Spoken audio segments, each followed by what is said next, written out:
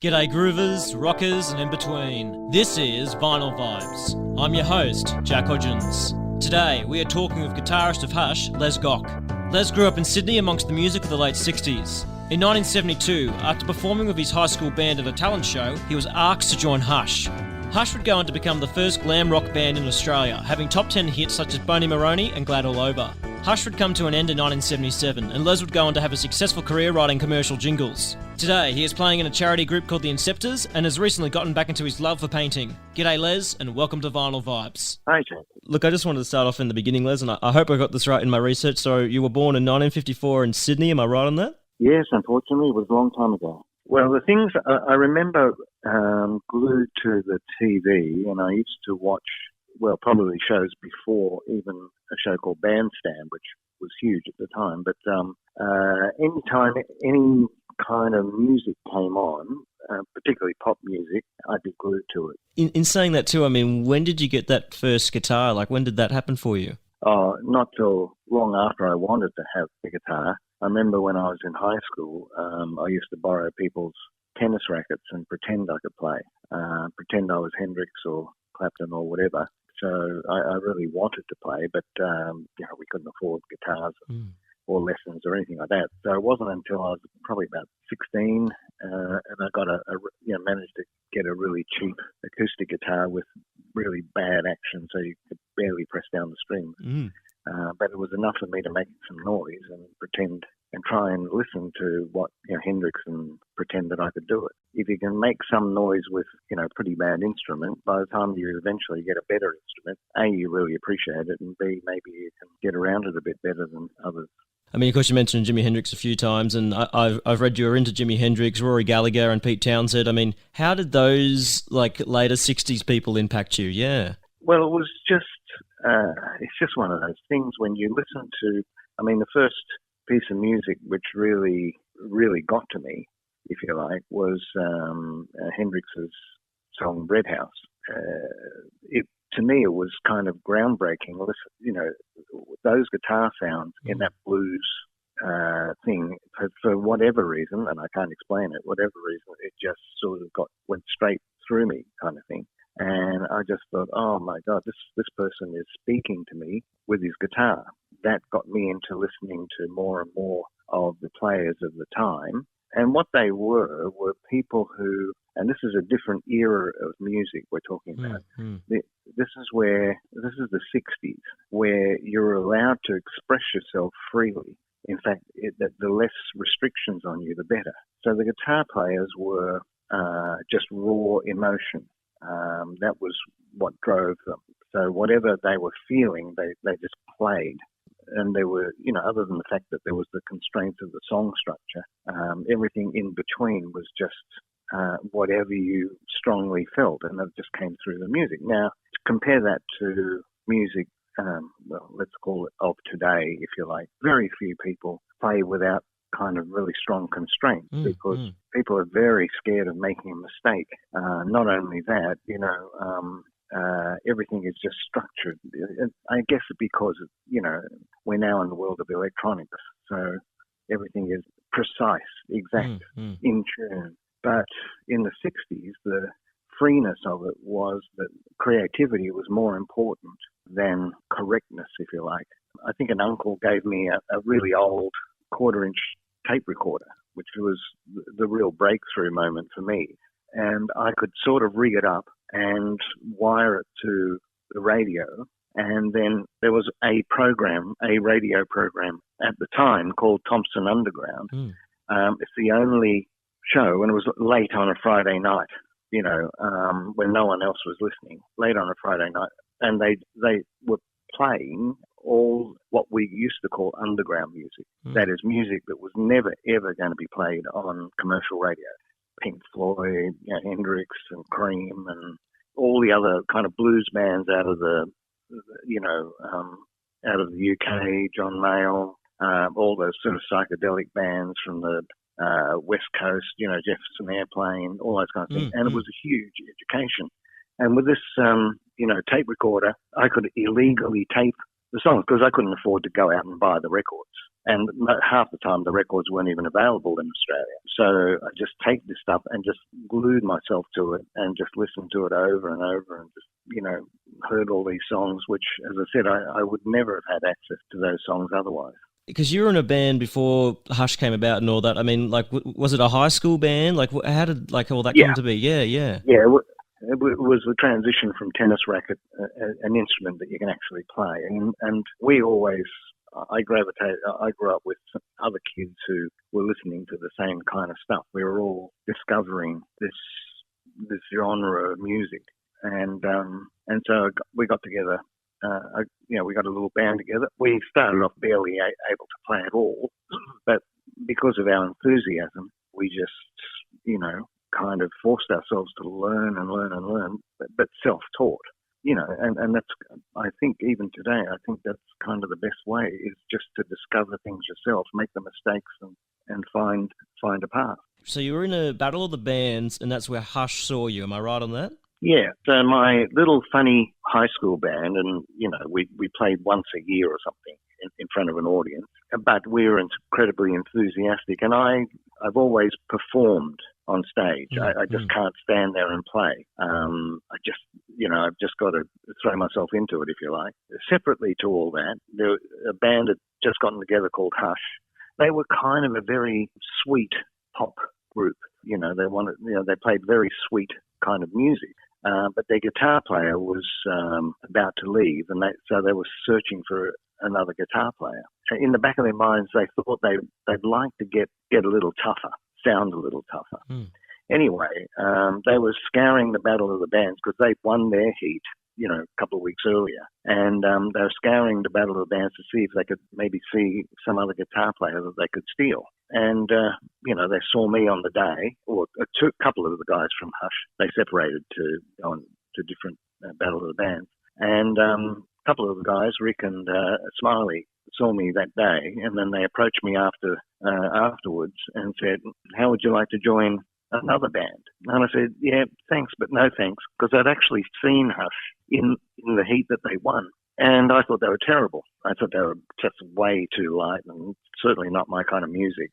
But anyway, they convinced me to go and have a meeting with them and all that kind of stuff. And they sort of convinced me that, they really wanted to still be a very commercial band, but just a bit heavier. Anyway, that's how it all started. What they had was Keith, who was the lead singer. He came from Norwich in England. And when he was in Norwich, he was in the kind of local support band for any act that was touring through England.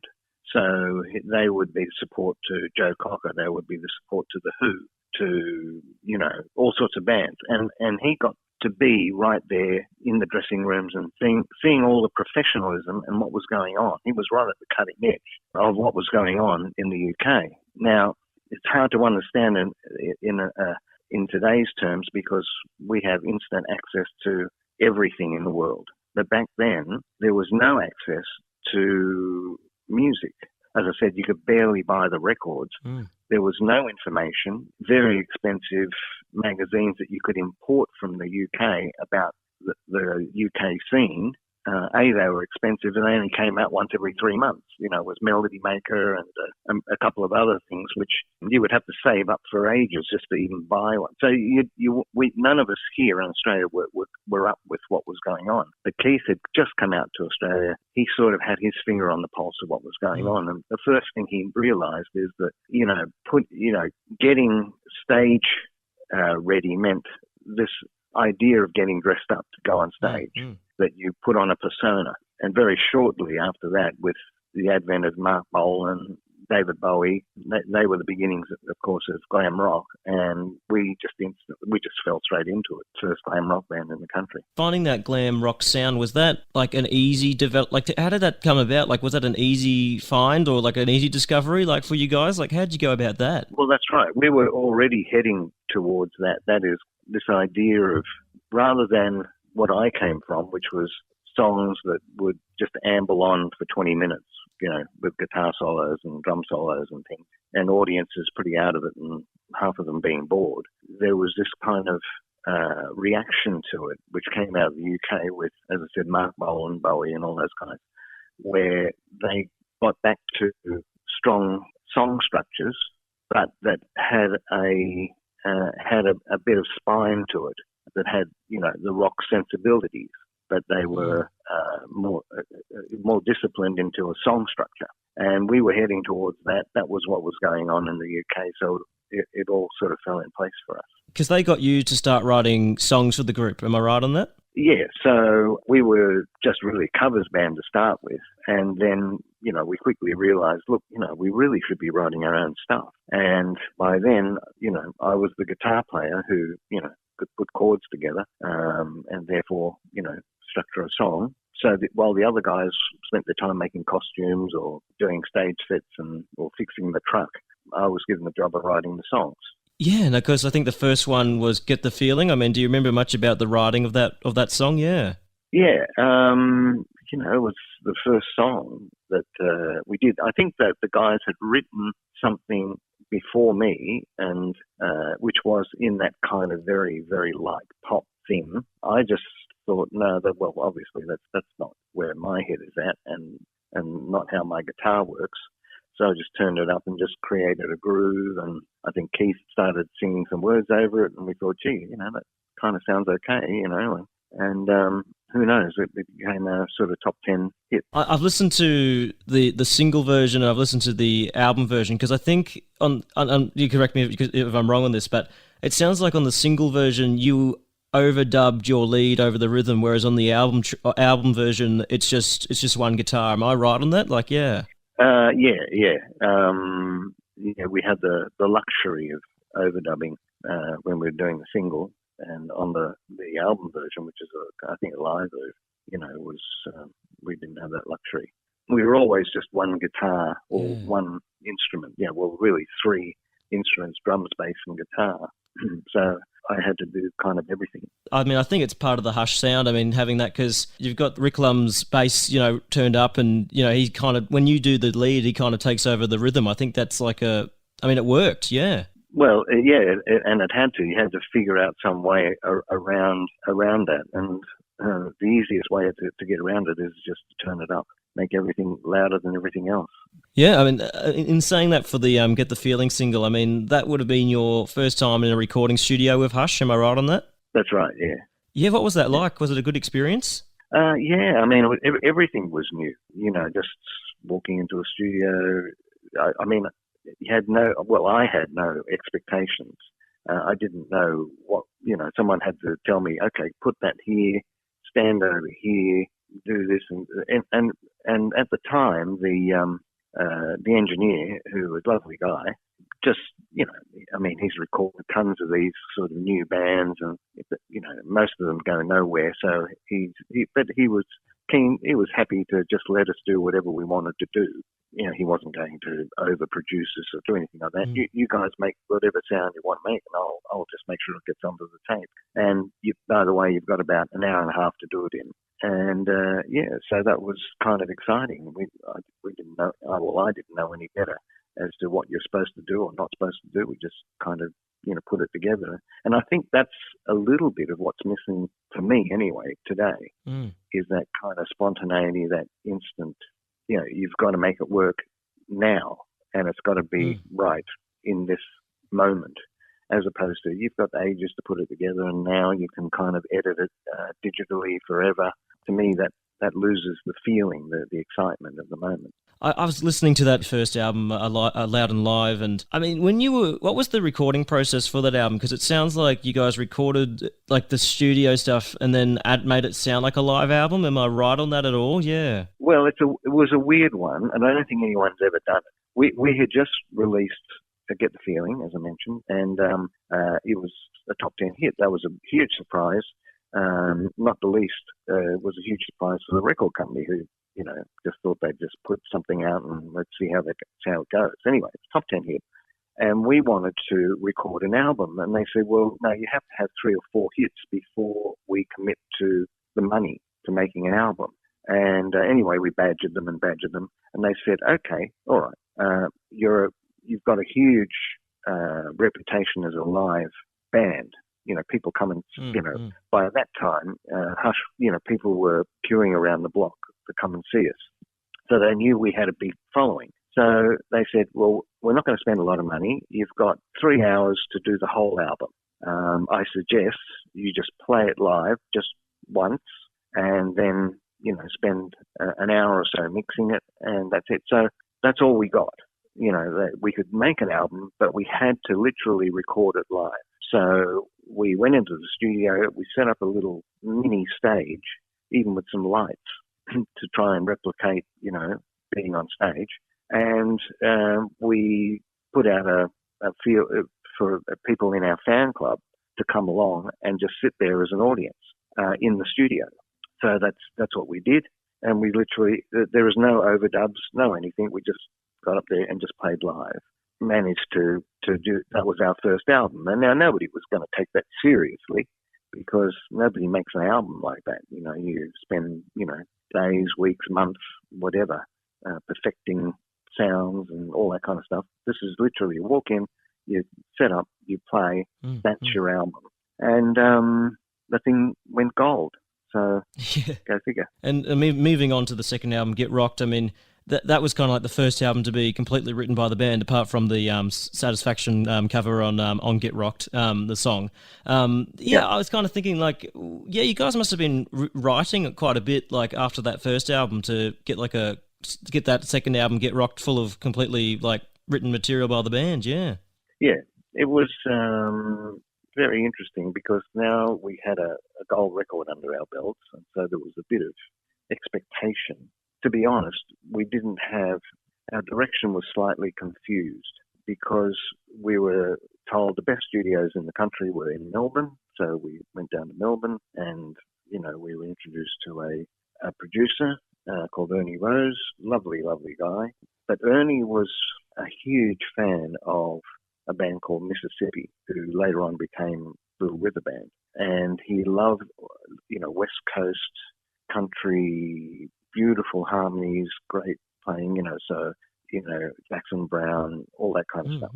But he was a young producer, and the record company said, well, we'll just put you with these guys, Hush. Now, we were just a live, raw band that turned it up as loud as humanly possible. We just had a great time. We were a great time band. We had no harmonies.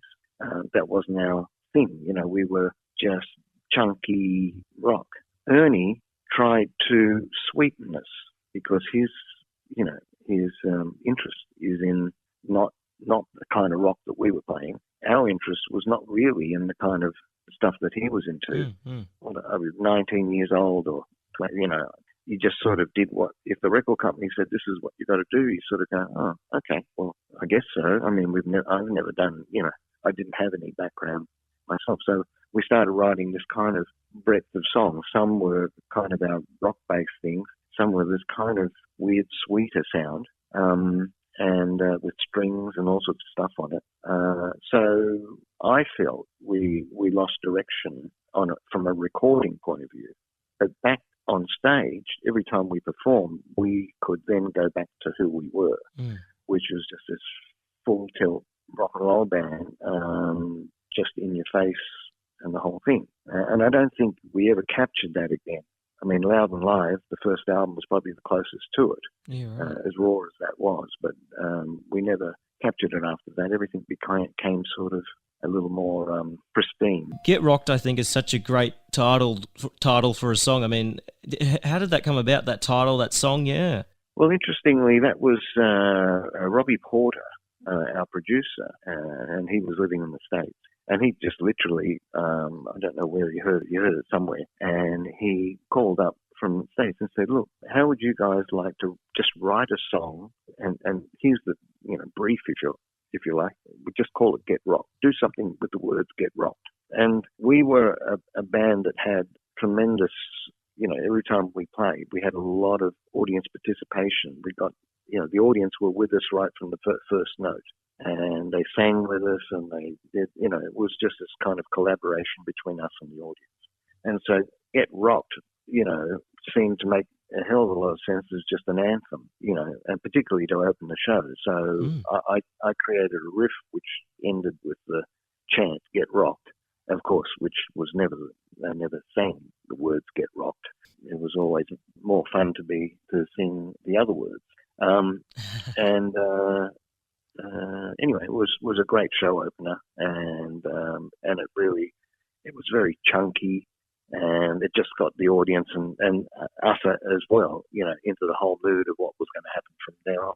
Yeah, yeah, and I mean, I'm thinking too, like, it's such a unique, like with Get Rocked, it's such a unique thing that you mashed it together with the Rolling Stones Satisfaction. I mean, where did that idea come from to go in that direction with the song? Yeah. Yeah, we often did that, because we were constantly touring, and when you're touring, you do a sound check before every show, and when you're in the sound check, you're just mucking around, a bit bored, and you're just playing stuff, and every now and then you just sort of, you start off with one song, and then you sort of mash it into something else. You go, you know what, that doesn't sound too bad. Why don't we keep that? They're just things that happen spontaneously, and then you just, it becomes its own, gets its own life. Moving on to the third album, Come On, We're Taking Over. I've read you guys tried to experiment in the studio. I mean, what was that recording process on the album Come On, Taking Over, and how was it different to the previous two albums? It wasn't a lot different to the second album. Ernie was still the producer, and we were still going down this slightly sort of hybrid road. But we were learning more and more about the studio experience. We're probably getting a little better educated in studio craft, what needed to happen, and we probably, in a small way, demand a bit more of what we wanted. But I still don't think it achieved what we would have loved it to achieve. We're really desperate to get into the studio, because now we're sort of understanding the process, and it's fun. We didn't have enough say, if you like. We weren't, to be able to tell the record company, this is what we're going to do. You just keep quiet and we'll let us do our thing, because we just didn't have enough experience to be able to call those shots. They all went double gold, triple gold, or whatever it was at the time. So, because of that, we really couldn't argue with the success. But a lot of it was, the success of the albums was a lot to do with the fact that we were very successful live, and we played a lot. In saying that the album didn't maybe capture the sound you guys were going for, but I mean, in saying that, I mean, listening to it, I mean, with songs like Rockin' Gypsy King and Caroline, and of course, Come On, We're Taking Over, I mean, it sounds like in terms of the songwriting itself, just the structure and just how it was all like fitting together, to me, it sounds... That's right. We were growing. Well, I was growing as a songwriter anyway, and I was prepared to just shift it along a bit, and I was allowed to, I suppose, in the studio, just sort of go, well, Rockin' Gypsy King, for instance, has a whole lot of little things in it which I'm, quite proud of, that we're able to put in there. They were a little more sophisticated. So, yeah, it was a great, for me in particular, because I was learning more about the art of songwriting, which then helped inform a later career. I think Countdown started, and you guys were on, I think, I had a look at this, you guys were on the very second episode of Countdown, I think November 15th, 1974. Do you remember anything about that particular, Countdown performance of the band? Yeah. We just we recorded Bony Moronie, and to be honest, I didn't think much of the song, because it was a reworking of a 50s song, which none of us had really ever heard of before. But again, Robbie Porter, who was our producer, said this would be a great song to record. This is a great, and we thought, no, it isn't. It's kind of, none of us really liked it. But Robbie again gave me the brief to say, look, you just do whatever you want with it. I did my best with it, and I came up with a couple of twists and turns with it, and Robbie absolutely loved it. In fact, when he came to the rehearsal, he said, that is a number one record. And we looked at each other and thought, man, the guy's lost it. But anyway, if he's happy, fantastic. Great. We went and recorded it. Countdown came out, and at this stage, we had no idea whether Countdown was going to be successful or not. It was just have a couple of episodes and then disappear. There hadn't been a music show for quite a long time. Anyway, we went down to Melbourne, and we did this performance of Bony Moronie because we had to promote it. I remember that there was a live audience. We thought we did a pretty good job in the show. And anyway, at least it was on television, because there wasn't any music television shows around. And this was a national show because it's ABC.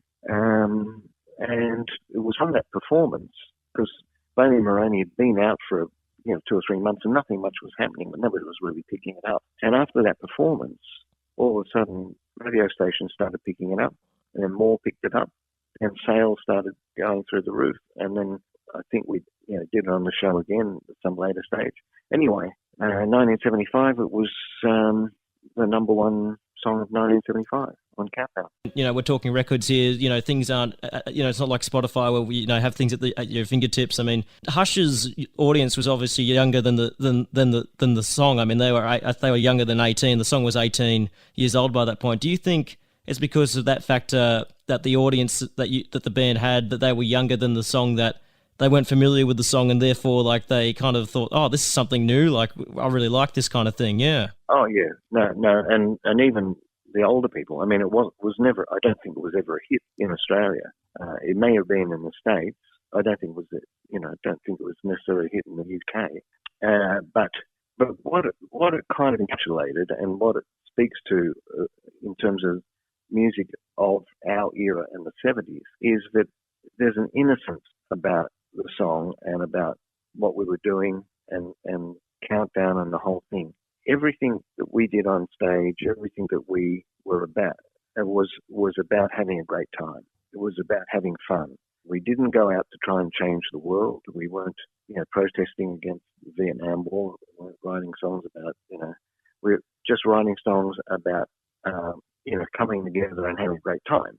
And part of that is because at the time, a lot of people, very few people actually made it to tertiary education. There was the beginnings of tertiary education then, because the system had changed to allow more people to go. But most people left and started a trade, whether it was the girls starting secretarial course or whatever, the guys, becoming fitters and turners and all that sort of thing. So it was a different kind of audience that we were playing to, and they were, come Friday night, Saturday, it was about going out and having a great time. It wasn't about thinking about saving the world or doing anything like that. It was about having a great time. Bony Moronie as a song captures that sort of, there's not a lot to think about. It's just about getting up and just letting the groove happen and just keeping it simple. So I think it captured that period. That gets me thinking, like, to the next single, Glad All Over. I listened to the band's version of Glad All Over, and I listened to the Dave Clark 5 version, and there's some differences. I mean, because you guys play it as a 12-bar. I think the Dave Clark 5 just plays open chords. I mean, you also, the Hush's version also changed the dynamics of the song. I mean, was reimagining Glad All Over like a more complex process to that of Bony Moronie?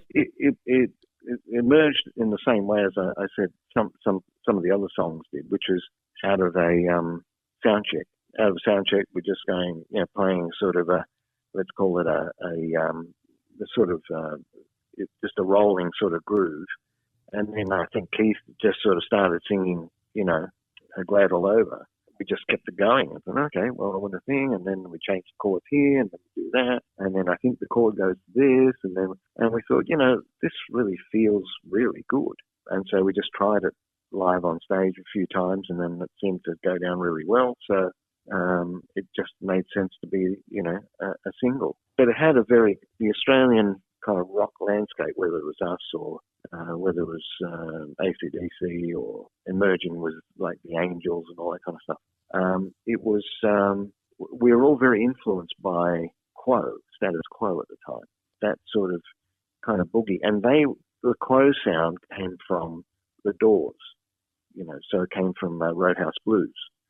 So Roadhouse Blues had that dum dum dum dum dum dum dum dum, and then Quo kind of really nailed that, and then Quo then influenced us, so that you can sort of see kind of this evolution, a pattern happening, and Glad All Over is really just an extension of that kind of evolutionary path. Moving it forward to 77 now from 75 that we're just talking about. I mean, I had to listen to the band's last album, Touché, and I think that came out July 77.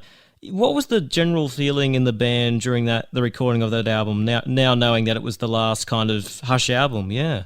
Well, it sort of felt like that. There were things that were not going quite right, and we didn't realise that Keith wasn't well. You know, a quarter of the spark of the band, you know, was not doing that well, and so it was like, okay, well, we get the chance to go in and record an album, but we knew this could be our last album. So yeah, that was how we went into it. By this time, you know, our songwriting had, you know, matured to a whole other level, and yeah, it was all quite different. That side one of the record album, I mean, there is a bit of a change from that glam rock kind of sound to, as you say, maybe a more mature sound. I don't know. Like, is that a fair comment? Yeah. Well, yeah. I mean, we were all growing up anyway. This is 5 years into the band, sort of thing. So we'd gone from, you know, I started in the band at 18.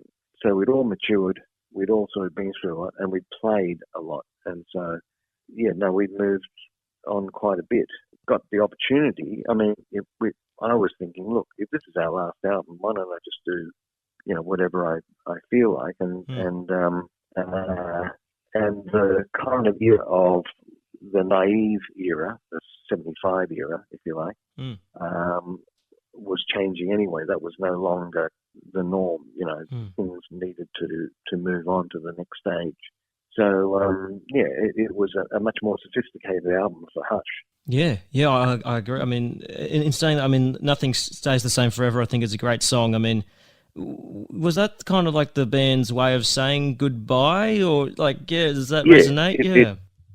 It was really. It was kind of a bit like that, and also, it was one of those things where I was noodling around with the riff, which was very unhushed, but everyone seemed to kind of go, well, we like it, and so we developed it from there and just made it into a song, which, you know, if there's such a thing as being unhushed, well, Nothing Stays the Same Forever is that. And I'm proudly say that it's, you know, the best song that we ever wrote or recorded. In another interview you did, you kind of said, like, you know, you guys had done all these tours, you had all these record sales, but you weren't getting very much money in, and then you saw someone who made radio jingles, I think it was, and they were driving a nice car, and so you kind of moved towards the radio jingles kind of thing. Am I right on that? Yes, that's right. So the band was the last thing I ever wanted to do was be in a band on a sad downhill trajectory. We'd seen other acts, you know, let's say Stevie Wright, or, you know, other people who toured with us, where you sort of go, you don't want to go down that road. You want to be able to leave at a high. And then for me, as you quite correctly said, when we were recording Touché, there was a keyboard player from another band who had, you know, they had a couple of, top 10 records and so forth. But, I mean, we had number one records, and we were struggling to make money. And he drove up in a really nice car and all that. And I said, how come, you know, what is he, you know, what's all that about? And they said, oh, he writes jingles. And I said, what are jingles? You know, so I found out what that was. And I thought, well, okay, maybe this is the life after Hush. I've learned a lot now after 5 or 6 albums of recording technique and what happens in a studio. My songwriting is now kind of mature and it's broad. Maybe that's something I can look into. And so that's why I sort of went down that road. You're also a part of a project called The Inceptors, a band that plays charity events. I think that's such a cool thing to be doing. I mean, yeah, take me through that project. Well, now we go right back to the very first of your questions, and we go back to the band that I played in with at the Battle of the Band. These are the guys, not all of them, a couple of the guys in The Interceptors were from that band, and we've just stayed mates all this time, and our interest in music hasn't waned at all. So when we get together, we now play properly the songs that we wanted to play properly back when we were kids. You know, like all the bands, you know, that we love, songs that we love, that we really didn't have the ability to play properly back then. I mean, we do the whole of Hotel California. There's no way on earth that we could have, you know, done the harmony guitar solos back then. But now that's part of the show, if you like. We're not trying to do it for money. We're trying to do it because we love playing. And if we can then raise some money, if there are charities out there who would love to have a band play for free. They bring the audience, we bring the music, and everyone goes home happy. So that we've done quite a few of these charities now. We've done probably 15, 16 of them. And they always raise several $1,000s. I mean, the only thing is that it needs to be sort of a legitimate charity. So, the charities, we've been dealing with include for dementia, for Parkinson's, for the last one was for a women's institute, a thing where women who are leaving the prison system, who need help. But if it's a proper charity, we'd love to do it. I mean, you've also got another project too, the Get Rocked show, which, I mean, full circle now, you're back kind of playing Hush stuff on stage. And, I mean, tell me a little bit about that project as well, Came up with the idea with Rick that maybe we, what kind of show can we put together? And then I spoke to another mate, Mark Gable from the Choir Boys and so forth, and we said, look, why don't we put together a show? We'll call it Get Rocked. Using the Hush timeline from time of Get Rocked, Get the Feeling through to the end of Hush. In that period, I tell a story of what it was like, what the time was like, what we were doing. We play some Hush songs, of course. For instance, before Hush had recorded its first single, as I said, I was mentioned Status Quo before. We went to Brisbane to be the support act for this band called Status Quo. They never toured Australia before they came out. And we were absolutely blown away by them. It was our first chance to see that. And as I say, I talk about how it influenced Australian music from then on. And then we do a Status Quo song. Then I talk about, the next, after we recorded Get the Feeling, we just recorded it. And we got to do another support act at the Hordern Pavilion with the Jackson 5. And Michael Jackson comes into the dressing room to talk to us. And he said he loved our set, but there was a song he didn't know. What was it? And then we play Get the Feeling. And so onwards and onwards, because different people we meet along the way, how we met Angry Anderson, so we played too, how we met guys from AC/DC and where they were at and where we were at. And so we peppered the whole show with all these timeline of music of the era and how we experienced it. Just want to thank you for making the time, Les. I think it's been a really good conversation. Oh, thank you. And I really enjoyed it, and I'm glad I actually remembered. That was Les Gock, guitarist of Hush. To check out Les's recent music and artwork, head to his website at lesgock.com. Remember to share this show with other music fans. And if you really like what you heard today, we'd love to hear from you. Thank you for tuning in to this episode of Vinyl Vibes, and to all you music lovers out there, stay groovy.